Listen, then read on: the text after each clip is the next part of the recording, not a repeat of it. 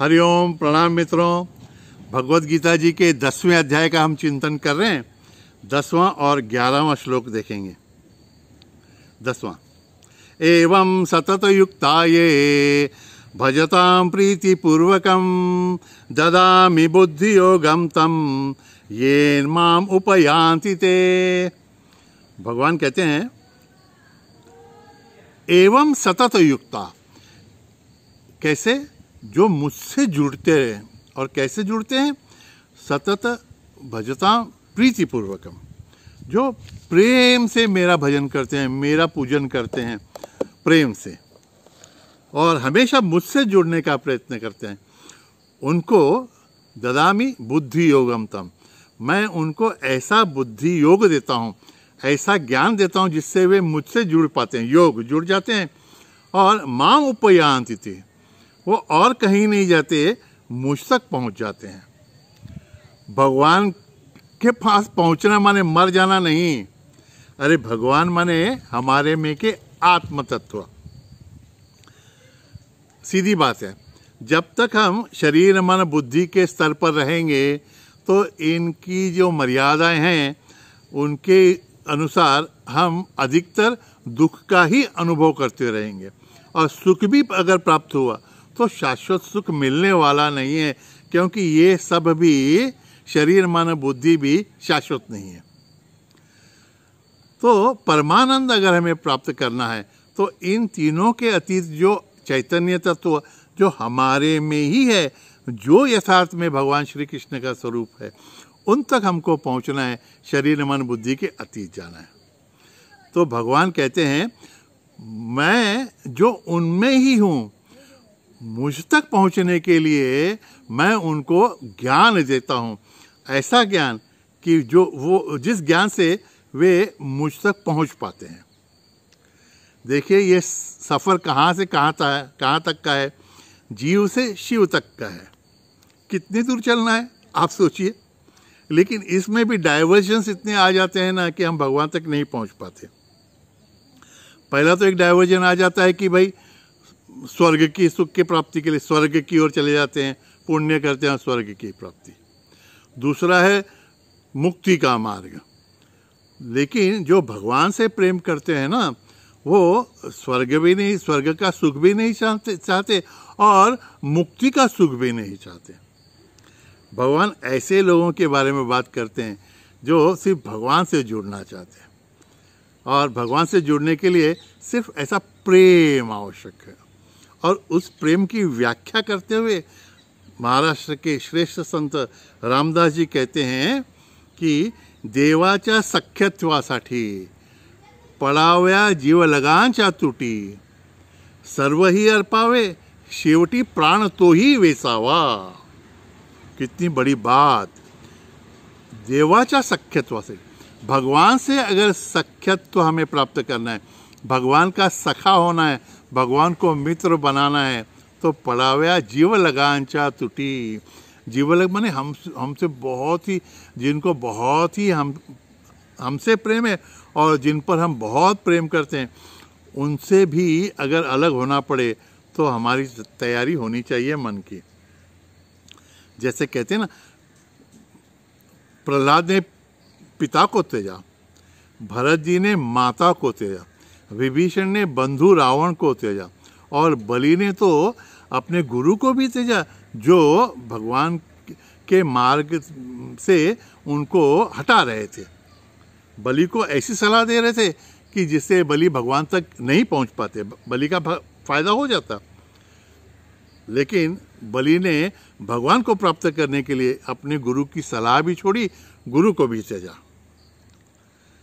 तो भगवान देखते हैं कि अगर हमारी अटैचमेंट और कहीं है तो भगवान कहते हैं बच्चों तुम वहीं पे टिके रहो और मज़ा मारो और कई जन्मों तक आनंद लेते रहो, वापस एक ही कुटुंब में जन्म लेते रहो।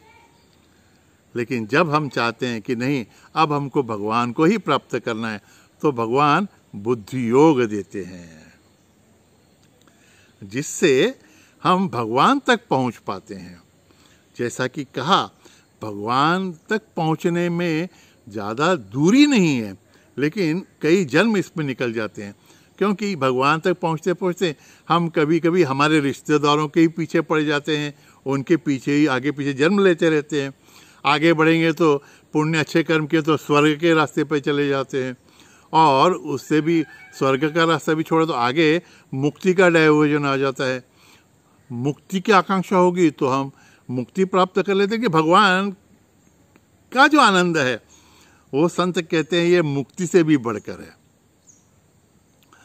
इसलिए कई संत तुकाराम जैसे महाराज जैसे कहते हैं कि हमको मुक्ति भी नहीं चाहिए, सुखे घालावे गर्भवासी, और हमको जन्म लेना पड़ेगा तो भी चलेगा। और हमारे रसखान जी तो कहते हैं मानुष हों तो वही रसखान, बसों ब्रज गोकुल गांव के ग्वार। अरे मेरा फिर से जन्म हो गया, भगवान हो करना पड़े तो सिर्फ इतना तो करना कि मुझे मनुष्य का जन्म प्राप्त हो और मैं फिर ब्रज में रहूं, है ना। और पशु होगा तो मेरा क्या, मेरे बस में तो कुछ नहीं, लेकिन इतना तो करना कि नंद की गायों के बीच में चरूं। और पत्थर भी होना पड़े तो भगवान पत्थर हो जाऊंगा, लेकिन उस गोवर्धन का पत्थर बनूंगा जिसको भगवान ने उठाया था।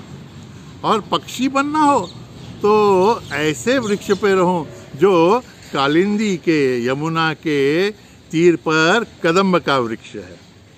माने ये रसखान जी कहते हैं कि मुझे बाकी कुछ नहीं मिले, भगवान प्रत्यक्ष नहीं मिले, तो भी भगवान से संबंधित चीज़ों पर मेरी नज़र टिकी रहे, उनका तो कम से कम संग मुझे प्राप्त हो। इसको कहते हैं प्रेम भगवान के प्रति। ऐसा जो प्रेम करते हैं ना, फिर भगवान उन पर कृपा करते हैं। कैसे?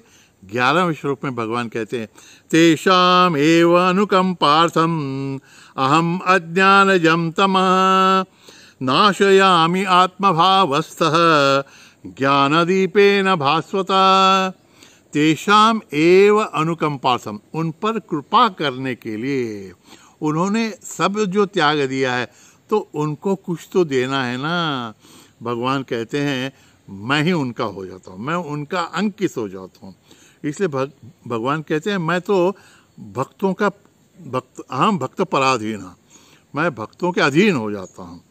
और भक्तों के अधीन माने भक्तों को दूसरे सुख के लिए, आनंद के लिए कहीं और जाना नहीं पड़ता। और यहाँ पे एक बहुत अच्छी बात भगवत एक शब्द का आत्मभावस्थः, मैं सबके अंतर्यामी हूँ। इस श्लोक का शब्दार्थ ऐसा है कि मैं उन पर कृपा करने के लिए अज्ञान जन्य उनका अंधकार जो है वो ज्ञान से दूर करता हूँ।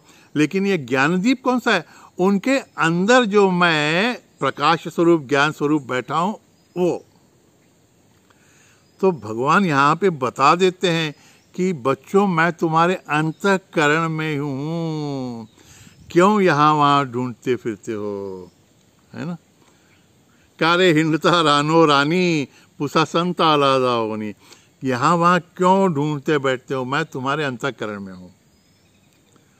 और ये बात ध्यान में आ जानी चाहिए कि हम किसी को कितना भी उपदेश करें, किसी को कितना भी भगवत गीता सिखाने का प्रयत्न करें, अरे वो क्यों सिर्फ ABCD भी सिखानी हो ना, या अलजेब्रा ज्योमेट्री भी सिखानी हो ना, तो एक बात हमको ध्यान में आ जानी चाहिए कि हम बाहर से कितना भी सिखाएं, जब तक उसके अंतःकरण में बैठा हुआ वो नारायण उसको वो ज्ञान नहीं देना चाहता, तब तक उसको कुछ भी ज्ञान नहीं प्राप्त होगा।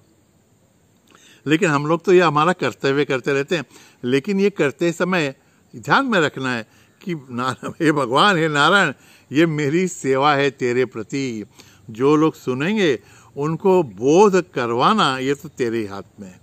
इसमें भी हमारा अहंकार बिल्कुल भी नहीं रहता, क्योंकि हमको पता है कि कभी कभी बिना पूरा टॉक सुने भी कोई कोई लाइक कर देते हैं कि स्वामी जी को थोड़ा अच्छा लगे, है ना। और कभी कभी तो ऑन करके देखते हैं, अरे कौन है दाढ़ी वाला, चलो आगे स्क्रॉल कर दें। ये सब करवाने वाला कौन है? वो भगवान ही है। वही ये रहस्य की बातें उनको सुनने के लिए प्रेरित करते हुए, अगर भगवान नारायण की इच्छा हो तो ही इन बातों से उनके अंतःकरण में ज्ञान का दीप प्रज्वलित हो सकेगा।